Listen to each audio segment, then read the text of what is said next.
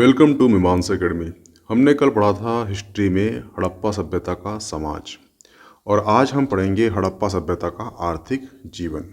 ये जो टॉपिक है ये प्री और मेंस दोनों की दृष्टि से महत्वपूर्ण है, तो प्लीज़ पूरा लेक्चर वॉच करना, ठीक है। जो हड़प्पा सभ्यता है उसका जो आर्थिक जीवन है उसके अंतर्गत हम पढ़ेंगे कृषि अर्थव्यवस्था, पशुपालन अर्थव्यवस्था, वाणिज्य व्यापार अर्थव्यवस्था, यातायात संचार के साधन, शिल्प उद्योग और वस्तु विनिमय प्रणाली, ठीक है।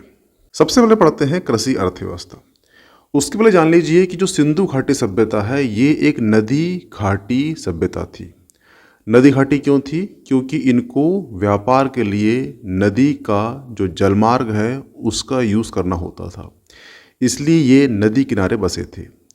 अब ये क्वेश्चन उठेगा आपसे कि जो नदी किनारे इसलिए बसे होंगे क्योंकि वो उनको जल चाहिए था पीने के लिए, परंतु हम देखते हैं कि जो समुद्र किनारे भी ये बसे हैं और जो समुद्र का पानी होता है वो खारा होता है और उसे पीना मुश्किल होता है, लेकिन उसके बावजूद भी ये समुद्र किनारे बसे। इसका मतलब ये है कि इन्होंने जलमार्ग के लिए समुद्र और नदियों का यूज़ किया था।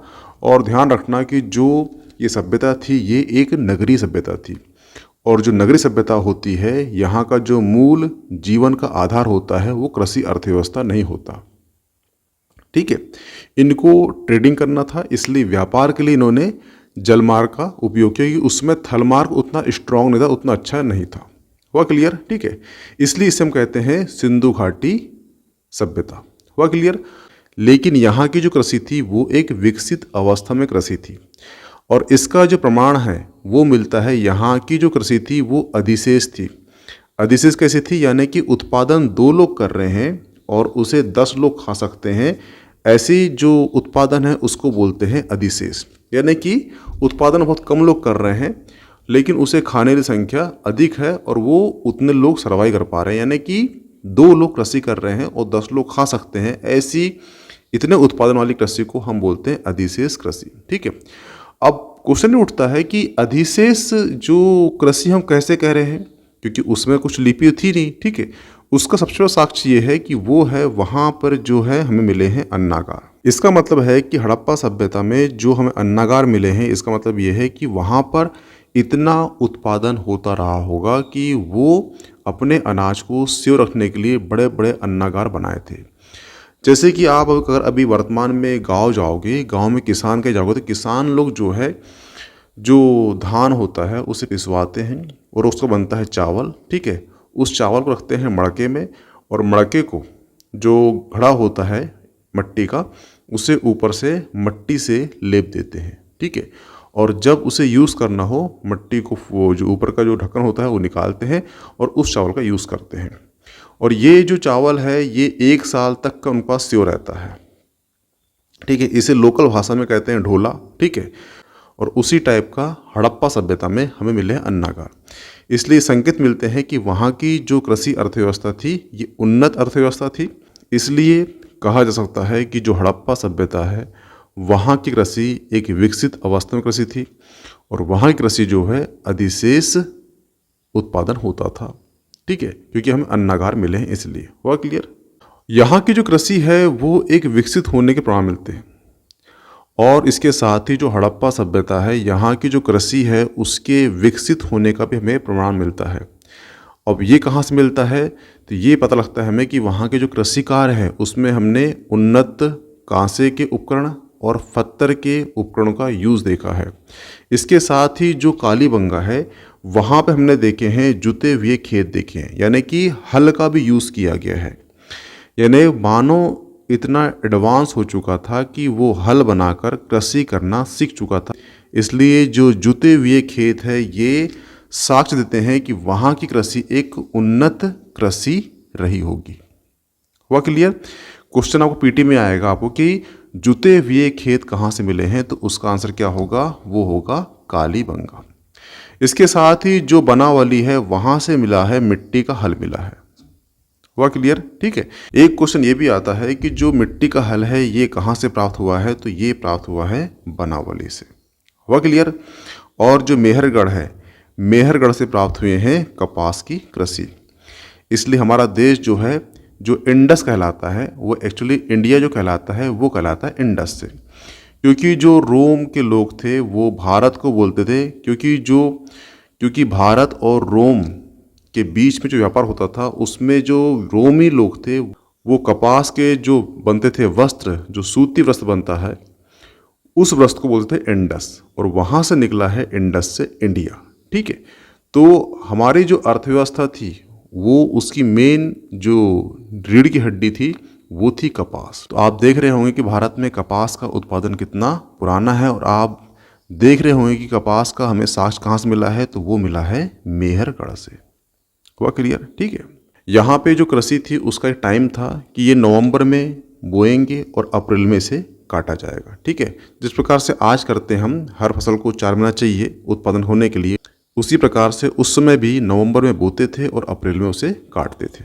ठीक है, यहाँ से हमें गेहूँ, जौ और मटर के साक्ष्य मिले हैं। इसके साथ ही जो गेहूँ है उसकी 3 प्रजाति मिली है, और जो जौ है उसकी 2 प्रजाति मिली है, और जो मटर है उसकी 1 प्रजाति मिली। यानी कि यहाँ पर हमें जो अनाज है उसकी, यानी यहाँ पे हमें अनाज के साथ साथ उसकी प्रजातियाँ हमें देखने को मिली, जैसे कि गेहूँ की 3, जौ की 2, मटर की 1। हुआ क्लियर? लेकिन ध्यान रखना, जो दाल है इसके साक्ष्य में यहाँ से प्राप्त नहीं हुई है। चावल की खेती जो है वो होती थी गुजरात में और लोथल में, यानी चावल के जो साक्ष्य मिले हैं कृषि के वो मिले हैं गुजरात से और लोथल से। मैं बताया था कि जो लोथल है वो हड़प्पा सभ्यता या सिंधु घाटी सभ्यता का एकमात्र बंदरगाह वाला नगर था। यहीं पर ही गोदीवाड़ा था। ठीक है, और यहाँ के दरवाजे जो हैं वो मेन सड़क की ओर खुलते थे। संभवतः ऐसा जाना गया है कि जहाँ पे बंदरगाह थे तो विदेशी आके यहाँ पे रुकते रहेंगे, यहाँ पे एक होटल रहा होगा। ठीक है, ये तो बात ओल्ड थी, ये आप पढ़ चुके हो। एक और फसल होती है वो है रागी। रागी फसल जो है उत्तर भारत में इसका साक्ष्य किसी भी स्थल में नहीं मिला है। जो रागी फसल होती है उसके साक्ष्य जो है उत्तर भारत में किसी भी स्थल में प्राप्त नहीं हुआ है। ये जो बता रहा हूँ मैंने वाला 1 लाइन 2 लाइन, ठीक है, ये क्या होता है आपको कूट पूछ लेगा कि भारत में कृषि साक्ष्य के प्रमाण मिलते हैं।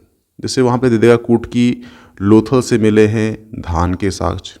ठीक है, दूसरा पॉइंट देगा कि दाल के साक्ष्य मिले हैं, हाँ या ना।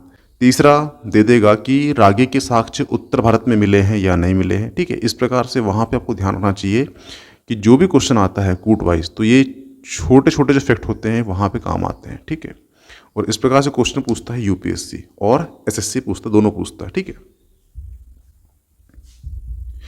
ये ध्यान रखना कि जो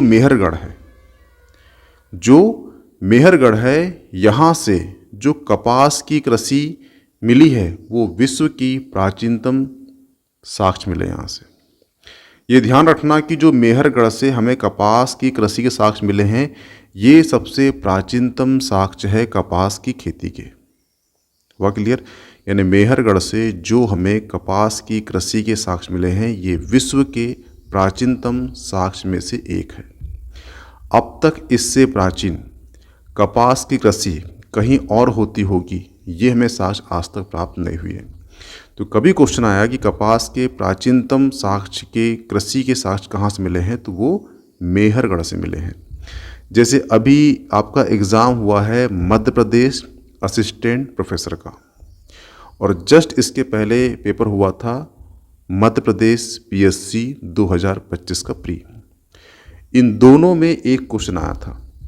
क्वेश्चन ये था कि जो सोयाबीन है इसकी जो फसल है इसकी शुरुआत किस जिले से हुई है प्राचीनतम, तो उसका आंसर था देवास। ठीक है, तो जो भी वर्ल्ड में या विश्व में प्रथम हो, ठीक है, और ये जो भारत में स्थल मिले इस टाइप के तो उन स्थलों को ध्यान से लिख लेना और रट डालना। ठीक है, क्योंकि वो क्वेश्चन वहाँ से पूछता ही है कि पहला साक्ष्य कहाँ से मिला धान का, ठीक है, कपास का कहाँ से मिला, सोयाबीन कृषि कहाँ से स्टार्ट हुई थी, इस टाइप से जो है ये आपको याद होना चाहिए। ठीक है, नेक्स्ट बात करते हैं पशुपालन की। तो ये जो अर्थव्यवस्था थी सिंधु घाटी सभ्यता की, ये कृषि के साथ पशुपालन भी करती थी। ठीक है, कृषि मेन था, परंतु उसके सपोर्ट में पशुपालन भी होते थे। मैं पहले बता चुका हूँ आपको कि जो मध्य पाषाण काल है, यहाँ से जो मानव है इसने पशु को पालतू बनाना सीख चुका था। और जो मनुष्य ने विश्व का पहला जानवर जिसे पालतू बनाया है वो है कुत्ता। यानी कि कुत्ता जो है मध्य पाषाण काल से मनुष्य का पालतू है और वो आज तक पालतू बना हुआ है। हुआ क्लियर? इस सभ्यता में पशुपालन का बहुत महत्व था। पशुओं में मुख्यतः कुबड़ वाला सांड और कुबड़ वाला बैल, भैंस, गाय, भेड़, बकरी, कुत्ता, गधे, खच्चर और सूअर आदि इस समय जो मानव है यहाँ का, ये पालतू पशु इन्हें बना चुका था। ठीक है, गुजरात के लोग तो जो क्या है वो हाथी को पालते थे। वह क्लियर? परंतु हड़प्पा सभ्यता में हमें कहीं पर भी घोड़े के, शेर के, बाघ के पालतू होने के साक्ष्य में नहीं मिलते। क्या बोला मैंने? हड़प्पा सभ्यता में घोड़ा, शेर, बाघ आदि को पालतू नहीं बनाया जाता था। यानी कि इस समय संभव था घोड़ा, शेर, बाघ के बारे में ये नहीं जानते थे। क्वेश्चन ये भी आता है कि हड़प्पा सभ्यता के लोग क्या घोड़े के बारे में जानते थे? तो इसका आंसर है ये नहीं जानते थे। हुआ क्लियर? अब हम बात करते हैं किसकी? वाणिज्य और व्यापार की। तो यहाँ पे जो है वाणिज्य व्यापार जो है हड़प्पा सभ्यता का एक मुख्य व्यवसाय था।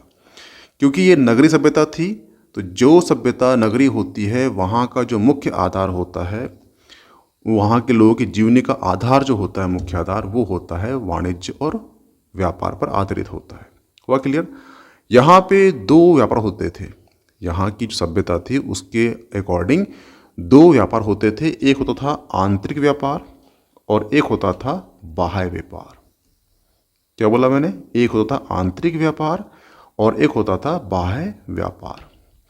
जो आंतरिक व्यापार है वो होता था राजस्थान से, कर्नाटक से और महाराष्ट्र से। जो आंतरिक व्यापार है वो होता था राजस्थान से, कर्नाटक और महाराष्ट्र से। हुआ क्लियर? लेकिन जो बाह्य व्यापार है वो होता था मेसोपोटामिया से। क्योंकि जो लोथल है वहाँ से हमें साक्ष्य मिले हैं लिपस्टिक के, और लिपस्टिक संभवतः ये मेसोपोटामिया के लोगों ने यहाँ पर लाए होंगे। दूसरा है अफगानिस्तान, तीसरा है फारस। ठीक है, यानी कि जो बाह्य व्यापार है वो अफगानिस्तान, मेसोपोटामिया और फारस से होता था। हुआ क्लियर?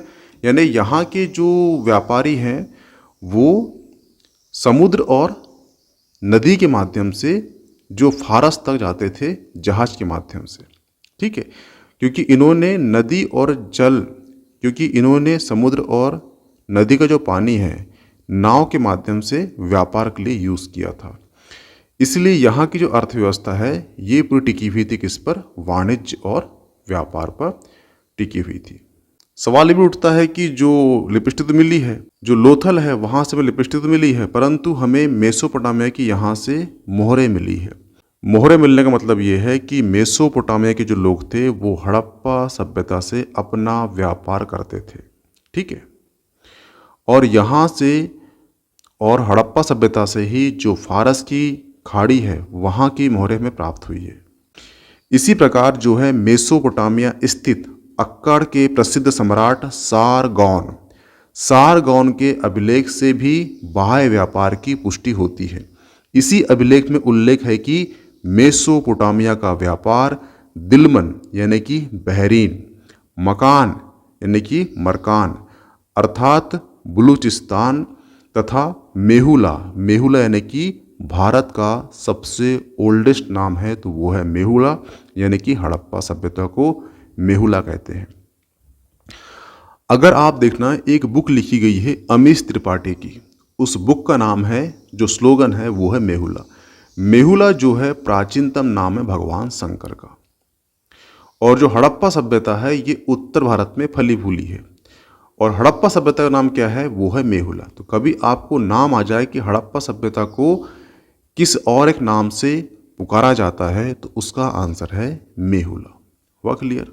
ये ध्यान रखना कि जो बाह्य व्यापार है ये रोजमर्रा की वस्तुओं की जगह वस्तुतः समृद्ध लोगों की विलासिता का संबंध वस्तुओं को शामिल किया जाता था। ये ध्यान रखना कि बाह्य व्यापार में आयात की सबसे प्रमुख मदें थी, वो थी सोना, चांदी, टीन, सीसा, फिरोजा। सोना जो है कर्नाटक और मेसोपोटामिया से तथा तांबा जो है राजस्थान से मंगाया जाता था। उसी प्रकार चांदी, टीन, सीसा आदि का आयात जो है अफगानिस्तान व ईरान से किया जाता था। लाज वर्ग मणि का आयात जो है वो अफगानिस्तान स्थित बंदकसा नामक स्थान से होता था। हड़प्पा सभ्यता से विभिन्न नगरों से कुछ वस्तुओं का निर्यात भी किया जाता था, जैसे कि हाथी दांत, सीप की वस्तुएं, मोती, अनाज, कपास। हमें यहाँ से हाथी दांत स्किल मिला है, यानी कि यहाँ के लोग जो है इतने सुशिक्षित थे कि वो स्केल का यूज़ करना जान चुके थे। और जैसे वर्तमान में जो बाट का माप होता है 10, 20, 30, 40, ये उस समय जो बाट का माप था, जो स्केल का नाप था, वो था 4, 16, 32, 64, इस प्रकार का बाट था। यानी कि जो आज दशमलव पद्धति है उसमें 4 की पद्धति चलती थी, 4, 8, 16, 32, 64। हुआ क्लियर? तो ये था हड़प्पा सभ्यता का वाणिज्य और व्यापार। अब बात कर लेते हैं हम किसकी? संचार और यातायात की। तो ध्यान रखना, यातायात व संचार के साधनों के रूप में आंतरिक व्यापार में मुख्यतः ठेला गाड़ी, बैलगाड़ी, जबकि बाह्य व्यापार में नाव आदि का प्रयोग किया जाता था। सिंपल सी बात यह है कि हड़प्पा सभ्यता में जो यातायात संचार था उसके दो माध्यम थे, एक था आंतरिक यातायात और एक था बाह्य यातायात। बाह्य यातायात में हम नाव का उपयोग करते थे, परंतु जो आंतरिक व्यापार था वहाँ पर हम ठेला गाड़ी और बैलगाड़ी का उपयोग करते थे। वह क्लियर? और बता चुका हूँ मैंने कि जो ये सभ्यता सिंधु घाटी के बीच में जो बसी थी उसका मुख्य कारण क्या था? वो था ट्रेड एंड कॉमर्स, ताकि वो जल मार्ग को नाव से यूज़ कर सके और अपने ट्रेड को एक देश से दूसरे देश आयात और निर्यात कर सके वस्तुओं का। हुआ क्लियर? अगर हम बात करें बाह्य व्यापार में,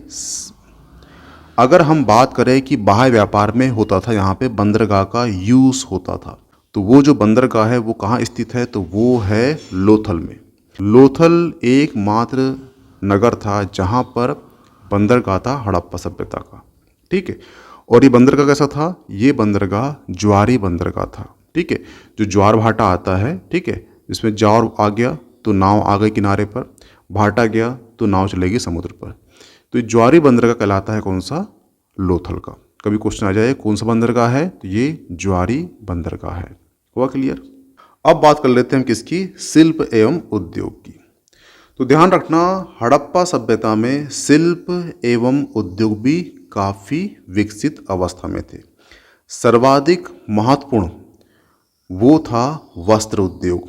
मोहनजोदड़ो से सूती वस्त्र का साक्ष्य भी प्राप्त होता है। शिल्प उद्योग में शंख, सीप, हाथीदांत, गोमेद, फिरोजा, सेलखड़ी, मिट्टी, धातु व प्रसृत के वस्तुएं बनाई जाती थी। इनमें न केवल बर्तन बल्कि मनके व मोहरे भी बनाए जाते थे। यानी इतनी वहाँ की शिल्प और यानी कि हड़प्पा सभ्यता में इतनी उन्नत अर्थव्यवस्था थी कि वहाँ पर शंख, सीप, हाथीदांत, गोमेद, फिरोजा, सेलखड़ी, मिट्टी, धातु की वस्तुएं बनाई जाती थी। हुआ क्लियर? इनमें न केवल बर्तन बल्कि मनके और मोहरे भी बनाई जाती थी। अब बात कर लेते हैं किसकी? वो कर लेते हैं वस्तु विनिमय की। तो ध्यान रखना, हड़प्पा सभ्यता का वाणिज्य व्यापार जो है वस्तु विनिमय प्रणाली पर आधारित था, क्योंकि उस समय जो है जो मुद्रा है उसका विकास उतना उन्नत नहीं होता। जैसे कि अगर आपसे पूछे कि मुद्रा का विकास वस्तु विनिमय से मुद्रा में कैसे हुआ, मुद्रा से कौड़ी में कैसे हुआ, कौड़ी से नोट कैसे बने, तो ध्यान रखना और आज की मुद्रा जो है वो कन्वर्ट हो गई है डिजिटल रूप में। जैसे कि आप फ़ोन पे, गूगल पे यूज़ कर रहे हो, तो इसका एक विकास की प्रक्रिया है, वो सुन लीजिए क्या है। तो सबसे पहले क्या था, जो आंतरिक व्यापार होता था, ठीक है, उसमें हमारे गांव में बन रहा है, मान लो घड़ा बन रहा है, मैं कुम्हार हूँ, आप मान लो सोनार हो, आप मान लो किसान हो, तो मैं आपको एक घड़ा दूंगा, आप उसके बदले 5 किलो अनाज दोगे। तो ये हो गया वस्तु विनिमय। क्योंकि जनसंख्या कम थी, ट्रेडिंग का एक सीमित दायरा था, ठीक है। यहाँ पे जो उपयोगितावाद बताया था, वस्तु मिली है ना, कि जो उपयोग की वस्तु होती है उसी का व्यापार होता था, यानी जो जीवन के लिए अति आवश्यक है, ठीक है। तो यहाँ पे जो है आवश्यकता लिमिटेड थी, तो वस्तुएं भी लिमिटेड थी। तो वस्तुओं के आदान प्रदान से ही यहाँ पे पैदा हुआ क्या, वस्तु विनिमय प्रणाली उत्पन्न हुई। इसके बाद क्या हुआ कि जो बाह्य व्यापार होता था, ठीक है, उसके लिए वस्तु ले जाना यहाँ से, ठीक है, वहाँ से वस्तु आएगी, इसके लिए बहुत स्पेस चाहिए, जहाज बड़े चाहिए। तो इसके लिए क्या विकसित हुआ, इसके लिए विकसित हो गई मुद्रा, सोने की, तांबे की, इस टाइप से, कांसे की। इसके बाद क्या हुआ है कि सिक्के को लाना और ले जाना ये भारी हो गए थे, ठीक है। तो इसके बाद जो सिक्के ये कन्वर्ट हो किस में हो गए, ये कन्वर्ट हो गए नोट में, ठीक है। 100 के नोट, 500 के नोट, 2000 के नोट, ठीक है। और आज भी आप देखना ट्रेडिंग इतना बढ़ चुका है, ठीक है, कि आप जेब में 500 रुपये लेके जाओगे, बहुत दिक्कत जाएगी। स्पेस कम हो गया है, वस्तुएं अधिक बढ़ गई है, आपको वस्तु लेना अधिक है, तो आपका जो पैसा था 1000, 500, ये कन्वर्ट हो चुका है आपका डिजिटल मनी में, जिसमें आप फ़ोन पे, गूगल पे यूज़ कर रहे हो, ठीक है। तो ये प्रक्रिया किसकी थी, ये थी मुद्रा प्रणाली की। पहले वस्तु विनिमय में, फिर सोने की मुद्रा बनी, फिर नोट बने, आज वो नोट जो है डिजिटल रूप में हमें प्राप्त हो चुके हैं, ठीक है। तो जो हड़प्पा सभ्यता है, यहाँ पे वस्तु विनिमय प्रणाली आधारित थी। हालांकि इस सभ्यता में अत्यधिक मात्रा में यहाँ से हमें मोहरे के साक्ष्य मिले हैं। ऐसा अनुमान किया जाता है कि वस्तु विनिमय प्रणाली के अतिरिक्त छोटे स्तर पर मोहरे का प्रयोग मुद्राओं के रूप में किया जाता था। तो यहाँ पे जो मोहरे मिली है उसके यूज़ दो थे, एक तो मुद्रा के लिए और एक है आपको अगर पूर्व जो दुर्ग है और जो पश्चिमी दुर्ग है जहाँ पे नगर बटे हुए थे, ठीक है। जैसे कि आपने देखा होगा कि जो जितने भी नगर मिले हैं हड़प्पा सभ्यता के, वो 2 भागों में बटे थे, एक पूर्व दुर्ग और एक पश्चिमी दुर्ग। तो ये जो 2 दुर्ग थे, यहाँ पे एंट्री के लिए आपको मोहरे की आवश्यकता होती थी। यानी कि अगर आप पश्चिम में जा रहे हो, वहाँ पे आपको व्यापार करना है, तो आपके पास एक अलग मोहरे होना चाहिए, यानी कि एक एंट्री गेट टाइप का मान लीजिए आप, ठीक है। अगर आप पश्चिम में जा रहे हो, अगर आप पूर्व में जा रहे हो व्यापार करने, तो आपके पास एक अलग मोहरे होना चाहिए, ठीक है। वो मोहरे मिलेगी तभी आप अंदर जाके व्यापार ट्रेड कर सकते हो। लेकिन हमें कहीं कहीं पर इन्हीं मोहरों का यूज़ दिखता है काय में, मुद्राओं में, ठीक है। तो कभी क्वेश्चन आ जाए कि मोहरे का यूज़ क्या था, तो इसके 2 यूज़ थे। एक था ट्रेडिंग करना, ठीक है, और एक था व्यापार करने के लिए एक एंट्री कार्ड मात्र था, जो पश्चिम के लिए अलग था, पूर्व के लिए अलग था, ठीक है। तो यहाँ पे जो है हड़प्पा कालीन सभ्यता की जो अर्थव्यवस्था थी, जो आर्थिक जीवन था, इसका टॉपिक समाप्त होता है। अगर आपको ऐसा क्वेश्चन आता है तो इसमें कृषि, पशुपालन, वाणिज्य, यातायात, वस्तु विनिमय, शिल्प और उद्योग, ये लिखकर एक पॉइंट में इसको समझा देना, ठीक है। अगर बात आएगी यहाँ पे लास्ट में निष्कर्ष लिखने की, तो निष्कर्ष लिखना उसमें वस्तुतः हम देखते हैं कि भारत की प्रथम नगरीय सभ्यता का प्रमुख आधार उसकी आर्थिक संपन्नता थी, जबकि इस आर्थिक संपन्नता का आधार उन्नत कृषि, पशुपालन, विकसित वाणिज्य अर्थव्यवस्था थी। हुआ क्लियर? क्या लिखना निष्कर्ष? लिखना कि संभवतः वस्तुतः भारत की प्रथम नगरीय सभ्यता का आधार इसकी आर्थिक संपन्नता थी, जबकि इस आर्थिक संपन्नता का आधार जो है उन्नत कृषि, पशुपालन एवं विकसित वाणिज्य व्यापार था, ठीक है। ये आप वहाँ पे निष्कर्ष ऐड कर सकते हो, ठीक है। क्वेश्चन बड़ा है तो निष्कर्ष लिखना जरूरी है, क्वेश्चन छोटा है तो 5 पॉइंट लिखे, उसको समझा दीजिए बस, ठीक है। इसके बाद हम कर लेते हैं इसके कुछ PYQ, यानी कि इस टॉपिक से जो हड़प्पा सभ्यता का जो आर्थिक टॉपिक है, आर्थिक समाज है, इससे जो क्वेश्चन आ चुके हैं आज तक, वो यूपीएससी हो, पीएससी हो या वनडे एग्ज़ाम हो, ये सभी क्वेश्चन को इंक्लूड किया गया है। ठीक है, ये क्वेश्चन जो है घटना चक्र के हैं सारे। ठीक है, ये क्वेश्चन वो हैं जो अब तक क्वेश्चन यूपीएससी या पीएससी में आ चुके हैं। ठीक है, पहला क्वेश्चन है, निम्नलिखित पशुओं में से किस एक का हड़प्पा संस्कृति में पाई मोहरों और टेराकोटा कलाकृतियों में निरूपण नहीं हुआ। इसका मतलब ये है कि ऐसा कौन सा पशु है जिसका ना मोहरें मिली है, ना जिसका कोई टेराकोटा में यानी जो मिट्टी के जो बनते हैं डिजाइने, ठीक है, वहाँ पे हमें देखने को नहीं मिला है।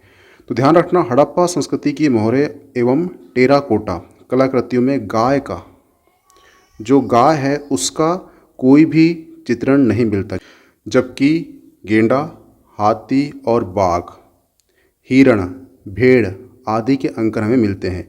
जो गाय के जो साक्ष्य हैं वो हमें कहाँ मिलते हैं, तो वो मिलते हैं वैदिक काल में। ये ध्यान रखना, हुआ क्लियर। नेक्स्ट क्वेश्चन है सूची 1 सूची 2।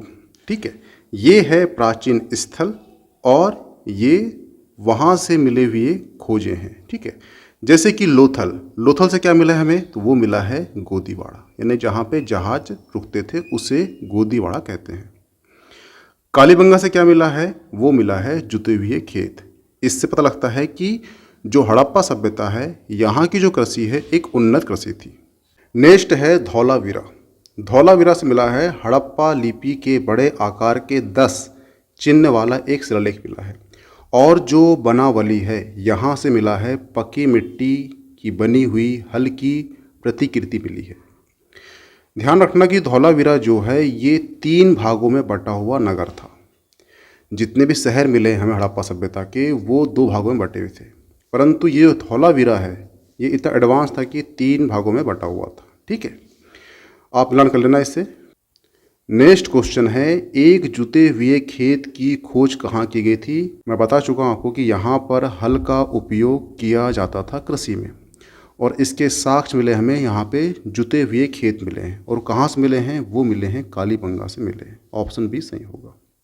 नेक्स्ट क्वेश्चन है, निम्नलिखित में से कौन सा एक हड़प्पा का बंदरगाह था। मैं बता चुका हूँ आपको कि हड़प्पा काल में एकमात्र बंदरगाह था, वो था लोथल। हुआ क्लियर।